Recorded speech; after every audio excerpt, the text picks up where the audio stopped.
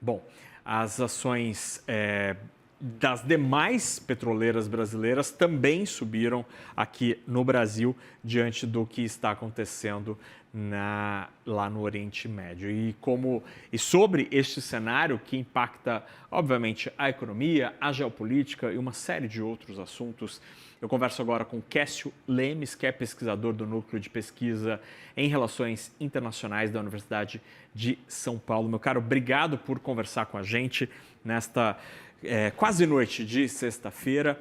Eu queria primeiro te ouvir sobre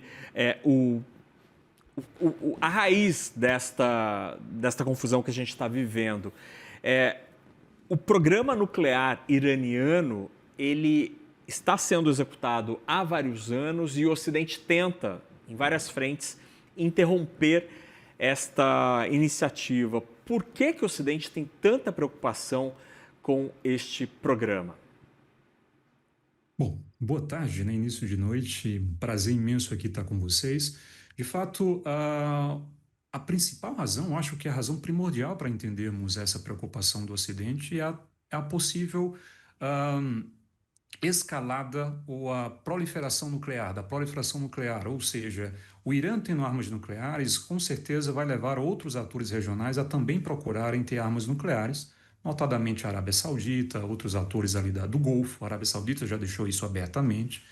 Mas o que está em jogo não é apenas o programa nuclear iraniano, né? Eu acho que é importante a gente destacar.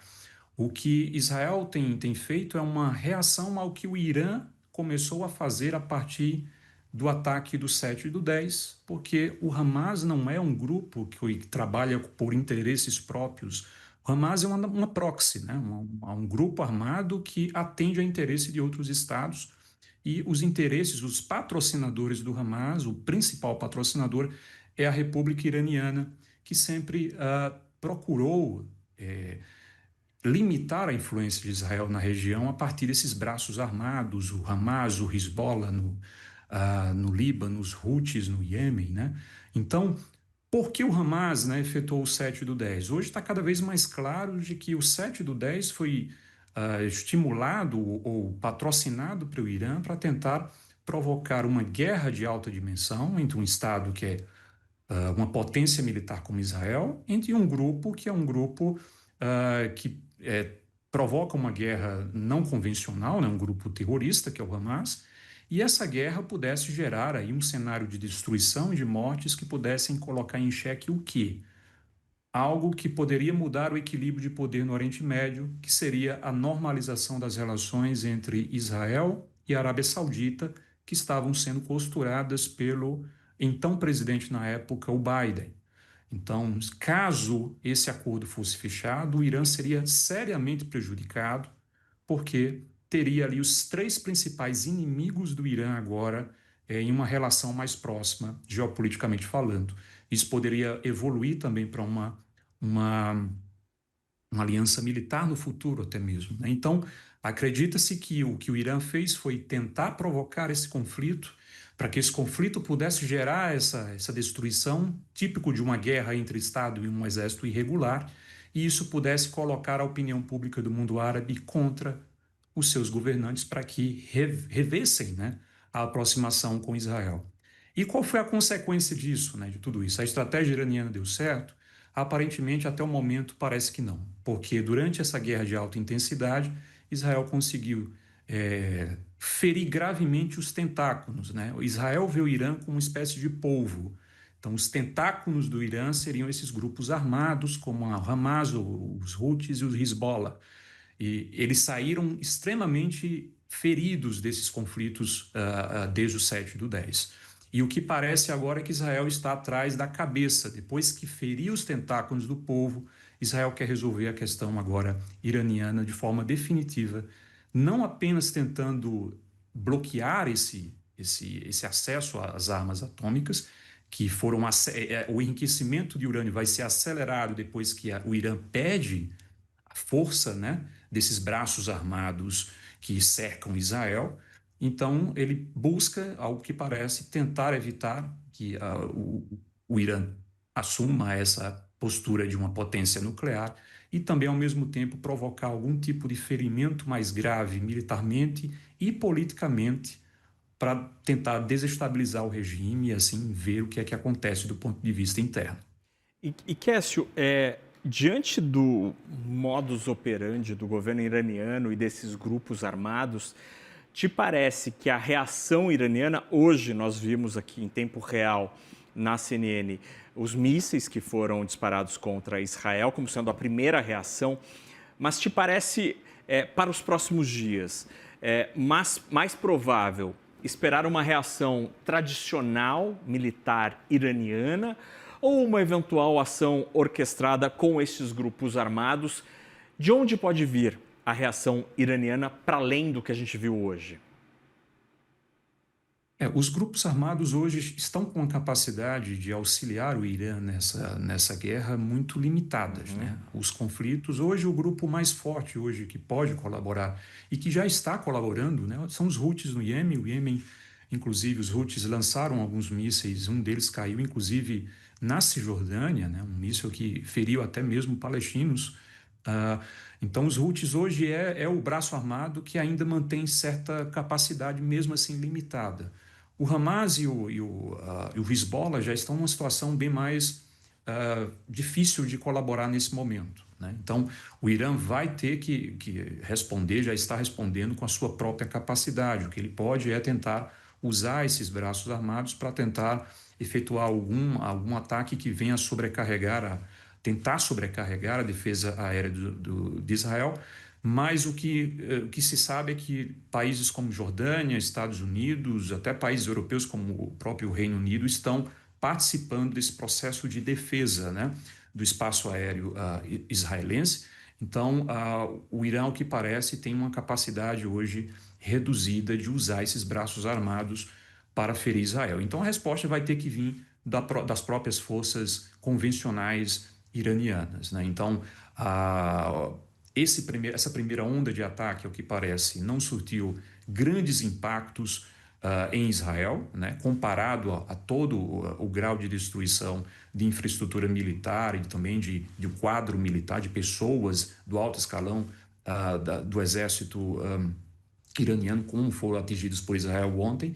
Então, eu acho que é importante a gente agora observar as próximas ondas de ataques, né, sejam de Israel ou sejam do Irã.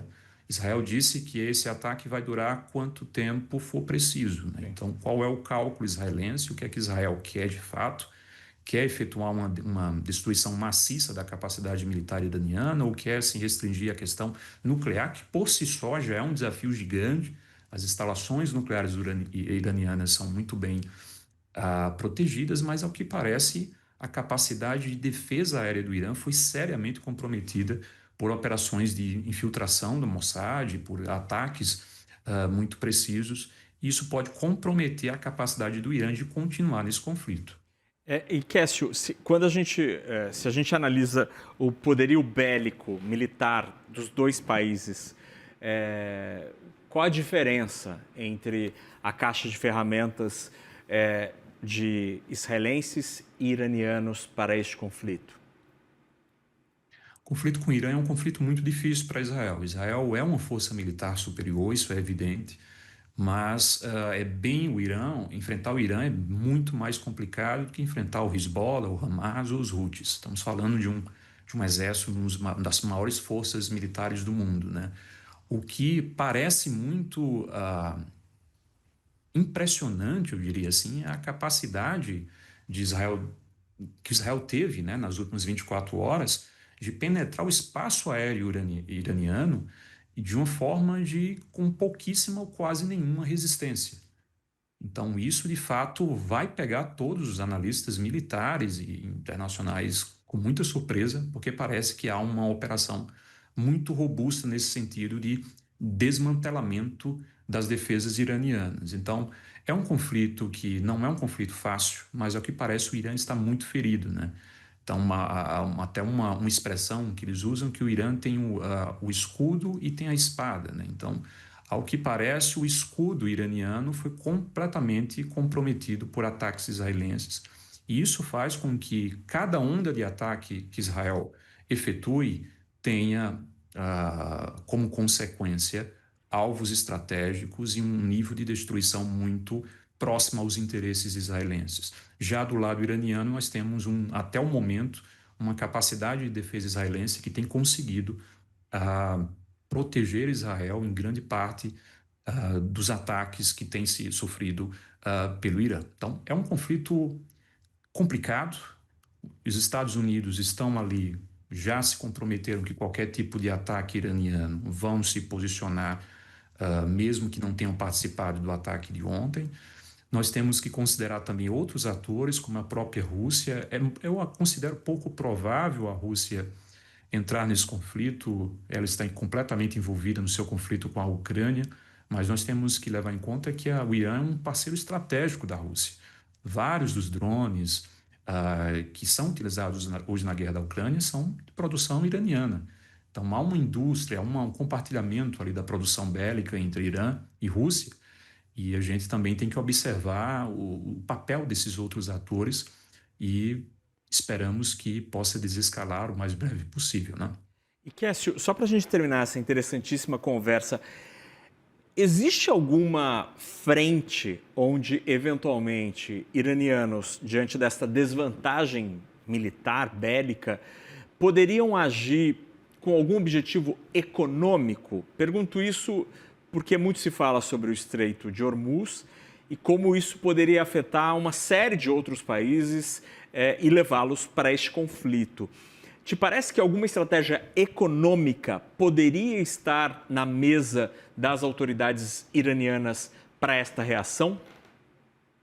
Eu acredito que o fechamento do Estreito de Hormuz não seja vantajoso para o Irã nesse momento, né? Primeiro porque o Irã seria o primeiro a sofrer, né? Então, ele depende dessa rota para suas próprias exportações. Segundo, porque grande parte do petróleo ali que é exportado, nós temos bases militares americanas que já estão preparadas, né, para proteger os fluxos de petróleo internacionais. Há comandos militares dos Estados Unidos que têm esse objetivo, manter essas artérias abertas. Então, provavelmente, comprometeria e, de certa forma, atrairia os Estados Unidos de forma direta para o conflito. Não só os Estados Unidos, outros países do Golfo também, que têm suas exportações de petróleo diretamente vinculadas ao Estreito de Hormuz. E outro ponto importante é que a China, que é um parceiro comercial, parceiro importante do Irã, também seria afetada, né, por essa grande parte. Nós temos aí 15% do petróleo que a China importa vem do Irã. E isso, ao meu ver, não seria viável para o Irã. Eu acredito que atrairia a participação de outros atores de forma bastante negativa para o Irã. Então, em países do Golfo, a própria Arábia Saudita, os próprios países ali do Golfo reagiriam a isso porque comprometeriam o fluxo de petróleo de exportação desses países, né? O Irã hoje tem uma exportação quase 50 bilhões anuais aí de exportação de petróleo nos navios sombras, né? Então, o comércio com a China é um comércio que tenta contornar sanções econômicas quanto a isso, mas eu acredito que o fechamento do Estreito de Hormuz não seria vantajoso para o Irã. Eu acho muito pouco provável que isso venha a acontecer. Interessantíssima conversa com Kécio Lemos, pesquisador do Núcleo de Pesquisa em Relações Internacionais da Universidade de São Paulo. Quem agradeço o tempo e a conversa aqui com a audiência do CNN Money. Muito obrigado. Bom fim de semana. Eu que agradeço.